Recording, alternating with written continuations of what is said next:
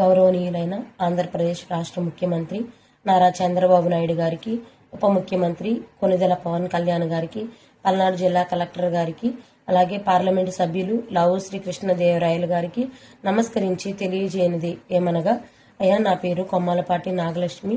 నేను BSc BEd వరకు చదువుకున్నాను. మాది నల్లగార్లపాడు గ్రామము, రొంపిచెర్ల మండలము, పల్నాడు జిల్లా. అయితే నేను నల్లగార్లపాడు గ్రామంలోని కిరణమయ వివోకి వివోఏగా గత 7 సంవత్సరాలుగా పనిచేస్తూ ఉన్నాను. నా విధి విధానాల్లో నిస్వార్థపూరితంగా ఎలాంటి స్వార్థం లేకుండా అంకిత భావంతో పనిచేస్తూ ఉన్నాను. నా మీద ఎలాంటి ఎలిగేషన్స్ లేవు. నేను ఎప్పుడూ కూడా ఎలాంటి తప్పు చేయలేదు. గత 7 సంవత్సరాలుగా నేను ఈ వృత్తిలో కొనసాగుతూ ఉన్నాను. అయితే గత 2 నెలలుగా నన్ను కొంతమంది ఇబ్బంది పెడుతూ ఉన్నారు. వారు ఎవరనంటే, రొంపిచెర్ల మండల ప్రెసిడెంట్ అయినటువంటి పల్లెల నాగిరెడ్డి గారు, అలాగే రొంపిచెర్ల మండల ఏపీఎం గారు నన్ను ఈ వృత్తిలో నుంచి తప్పుకోమని ఎంతో ఒత్తిడికి గురి చేస్తున్నారు. కారణం ఏంటంటే, మీరు టీడీపీ పార్టీ వాళ్ళు కాదు అని చెప్పేసి అని అంటున్నారు. మా అన్నయ్య రొంపిచెర్ల మండల జనసేన ప్రధాన కార్యదర్శిగా పనిచేస్తూ ఉన్నారు.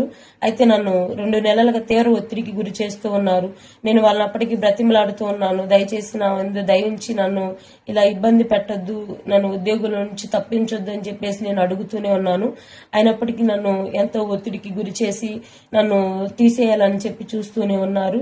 అయితే గత కొద్ది రోజులుగా నేను అనారోగ్యంగా చాలా ఇబ్బందులు ఎదుర్కొంటూ ఉన్నాను.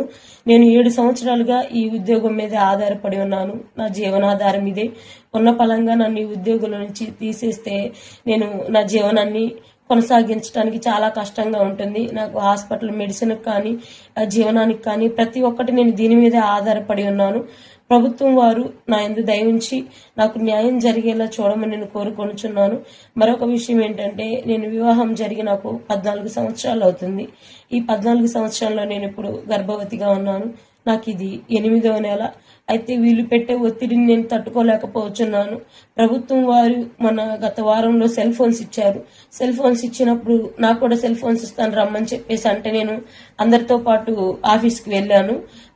పార్టీ ఆఫీస్కి రమ్మంటే వెళ్తే, ఇక్కడ కాదు మొబైల్స్ ఇచ్చేది ఆఫీస్లో అని చెప్పేసి మళ్ళీ రొంపిచెర్ల మండల ఆఫీస్కి రమ్మంటే మళ్ళీ అక్కడికి కూడా వెళ్ళాను. నెక్స్ట్ డే వెళ్ళిన తర్వాత, నీకు ఫోన్ ఇప్పుడు ఇవ్వడం లేదు, నీకు ఇవ్వాలో వద్దో కూడా ఆలోచించి చెప్తామని చెప్పేసి నన్ను అంత ఎండకి నా మీద దయ లేకుండా నన్ను తిప్పుతూనే ఉన్నారు. అయితే నేను చేసే ఉద్యోగంలో నేను ఎలాంటి తప్పు చేయలేదు. నేను తప్పు చేశాను అని అనిపిస్తే ఖచ్చితంగా నన్ను విధుల్లో నుంచి తప్పించమని చెప్పేసి ప్రభుత్వం వారికి తెలియజేస్తూ ఉన్నాను. ఎందుకంటే నేను ఈ జీవనం మీదే ఆధారపడి ఉన్నాను కాబట్టి నాకు నా యందు దయవుంచి నాకు న్యాయం జరిగేలా చేయమని ప్రతి ఒక్కరిని కోరుకుంటున్నాను. నేను ఆర్థికంగా ఆరోగ్యంగా ఉండడానికి కారణం కేవలం ఈ ఉద్యోగం మాత్రమే. కానీ ఇది నా నుండి ఇప్పుడు దూరం చేయాలని చూస్తున్నారు. నాకు ఏదైనా సమస్య సంభవించిన, నాకు కానీ నా బిడ్డకు కానీ ఏదైనా జరిగిన పూర్తి బాధ్యత పల్లెల నాగిరెడ్డి గారిది, అలాగే రొంపిచెర్ల మండలం ఏపీఎం గారిది అని తెలియజేస్తున్నాను. నా యందు దయించి నాకు న్యాయం జరిగేలా చూడమని పెద్దలను కోరుకుంటూ సెలవు తీసుకుంటున్నాను. Thank you.